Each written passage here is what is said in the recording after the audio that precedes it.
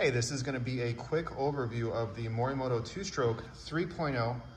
Was just released in November of 2020. It's got the LED DRL driver that is integrated into everything, factory H4 adapter, and this is the bulb itself. And on the dual filament models, they are still using the Philips ZES LED emitters. But what they have changed is this cup design. They're calling it like a mini reflector. It actually puts light right above the bulb. And in general, when using an LED bulb, usually there's a loss of light. I think they're saying that they're gaining about 10% and they're filling in a little bit more width and foreground using this kind of system. The base is fully rotatable, meaning you put it in and you can spin the bulb to the proper position. If you find another position may work better.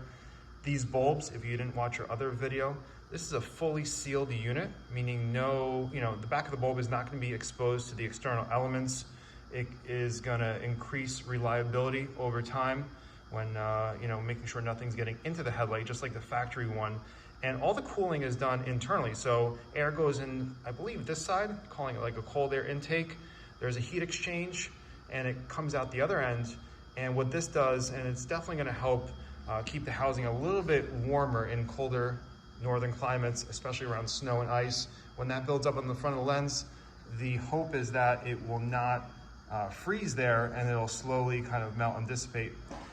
We'll see how well that works, but the theory is great. This is a brand new design as far as we're concerned, having a sealed rear end with a cooling system, not a passive like a fin or you've seen those fins coming out where they're even bendable, but none of that. Just pure performance here as far as the system goes. We've got 2 Tundra reflectors. FJ. But you can see there is no dead area right above the bulb, which is super important in the case of the H4. Just like stock. There's the stock. If you go up and down, you can see there's no loss of light with this LED system, which is pretty uncommon. But best thing to do is take it to our alignment wall. We've got the Lux reader. We've got both the halogen and the new LED ready to go. And we're gonna show you just the beam pattern comparison. You can see both are very, very smooth, evenly distributed. Top is the halogen, of course. The bottom is the LED. We're gonna take a quick Lux measurement. This is the low beam mode. Let's take a quick Lux measurement of the halogen one first. And you can hear that LED fan running, but once it's in a sealed environment, it shouldn't be a problem. If anything, it's gonna sort of act as an insulator and it shouldn't give you any trouble. So we're hitting almost 200 lux. We're about 190, depending on where we're reading it at a high point.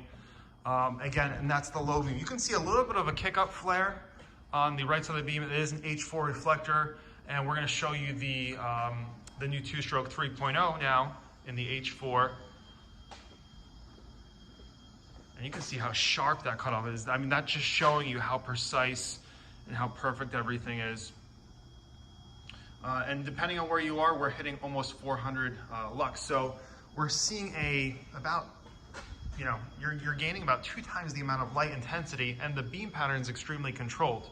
We're gonna do a high beam comparison, if possible, and we'll show you how the high beam looks and show you the overall performance and the lux reading of the high beam system.